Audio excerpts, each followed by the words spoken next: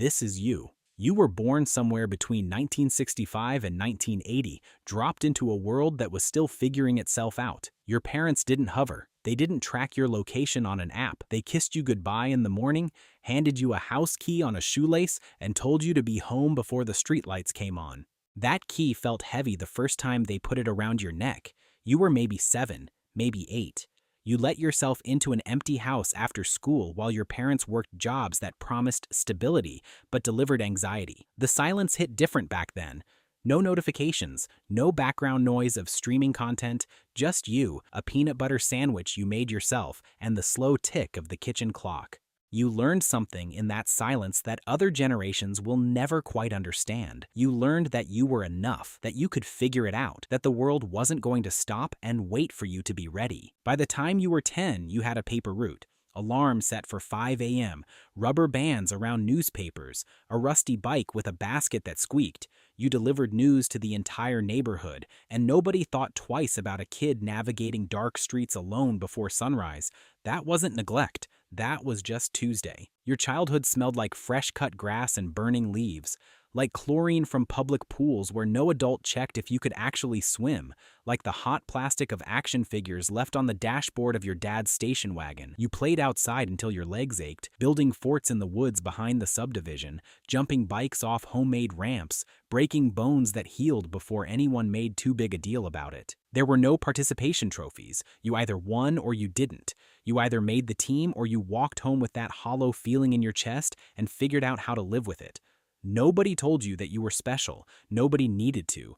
You were too busy surviving to worry about being validated. At school, you did duck and cover drills. The teacher explained in that calm voice adults use when they're terrified that the Soviet Union had missiles pointed at your town, that if you saw a bright flash, you should get under your desk. You were 9 years old, crouched beneath particle board, genuinely believing that your wooden desk would protect you from nuclear annihilation. You learned to hold two truths at once. Everything might end tomorrow, and you still have a math test on Friday. That did something to you. It made you funny. Not haha funny, but ironic funny. Detached funny. The kind of humor that keeps things at arm's length because if you let them get too close, they might destroy you. You cracked jokes about serious things because the adults in your life cracked serious things without jokes. Someone had to balance it out.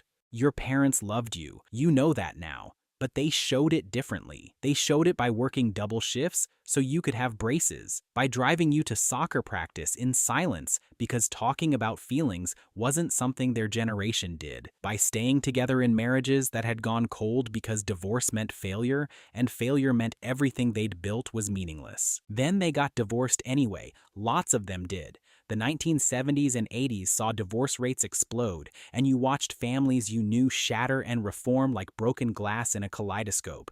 You watched your mom cry in the kitchen when she thought you were asleep. You watched your dad become a stranger who showed up every other weekend with awkward gifts and forced conversation. You learned that promises break, that adults lie, not because they're bad people, but because they're just people, that the stability everyone promised you was built on sand. You didn't become cynical exactly, you just stopped being surprised when things fell apart. High school was a blur of synthesizers and hairspray. You watched MTV when it actually played music videos. You recorded songs off the radio onto cassette tapes, waiting for hours with your finger on the pause button so you wouldn't catch the DJ talking over the intro. You made mixtapes for people you loved, spending entire weekends arranging songs in the perfect order because that was how you said things you couldn't say out loud. You got your first job at 14, maybe 15. Minimum wage at a fast food place where the fryer grease got into your clothes and stayed there.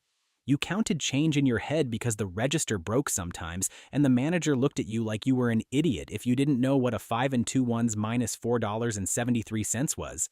You learned that work wasn't about passion. It was about showing up. It was about being reliable. It was about earning the right to exist in the world. College was supposed to be the answer. Your parents said so. Get a degree, get a good job, buy a house, have kids, retire. The American dream, gift wrapped and waiting. But you graduated into a recession, or you hit your stride just in time for the dot-com crash, or you were finally making real money when 2008 hit and suddenly your 401k was worth half what it was 6 months ago. You've been economically traumatized so many times that you stopped counting. You don't believe in golden parachutes. You don't trust pension plans.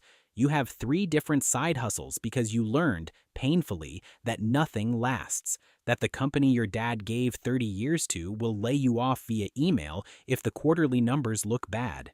Despite all of it, you became competent, ruthlessly, quietly competent. You can fix a leaky faucet and file your own taxes and change a tire in the rain. You learned to do things yourself because there was no YouTube tutorial, no Google search, no customer service chat. There was just you and the problem and the stubborn refusal to ask for help. You don't ask for help because asking feels like admitting defeat.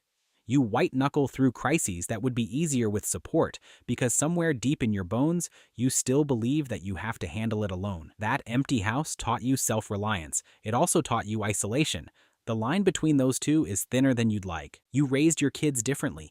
You swore you would. You showed up to their games. You told them you love them out loud, not just through actions. You helicopter parented even when you hated yourself for it, because you remembered what it felt like to be invisible. You gave them the attention you craved. But sometimes, late at night, you wonder if you made them too soft, too dependent on validation, too visible in a world where you learned that visibility is vulnerability. You see them posting their whole lives online, and you want to shake them and say, "Don't you understand that people will use this against you?" But you don't, because you also remember what it felt like when nobody seemed interested in your life at all. You're in your 40s now, maybe your 50s. You're managing younger employees who need constant feedback, praise, career development plans. You want to tell them that the job is the feedback, that showing up and doing good work should be its own reward. But you don't say that either. You adapt. You've always adapted. That's what Gen X does. You built the internet, but you don't post about your breakfast. You understand TikTok, but you don't need it. You're fluent in technology because you had to be, not because you're impressed by it. You remember life before screens, and sometimes you miss it. The boredom, the slow afternoons, the quiet of being truly unreachable. They call you the forgotten generation, the middle child of demographics. And honestly, you're fine with that. You never needed the spotlight. You never wanted to be a hashtag. You just wanted to do your work, raise your kids, and maybe finally have a little security. You're the bridge between analog and digital, between collective conformity and individual expression, between blind trust in institutions and total disillusionment with them. You held it together when nobody was watching. You figured things out with no instruction manual. You showed up, shut up, and did the work. Sometimes your own kids ask what it was like growing up in the 70s and 80s. You start to tell them about the freedom, the bikes, the summers that seemed endless. But there's a part of it you can't quite explain. The loneliness that felt normal. The fear that felt manageable because you had no other choice. The way you learned to comfort yourself because no one else was going to. You're Gen X. And you don't need anyone to write think pieces about your psychological profile. You don't need a hashtag or a movement. You just need the world to keep spinning while you quietly, competently hold everything together, because that's what you've always done. And honestly, you wouldn't have it any other way. I hope you guys enjoyed this video. If you'd like to see other psychology topics covered in this immersive style, please like, comment, and subscribe to help the channel grow.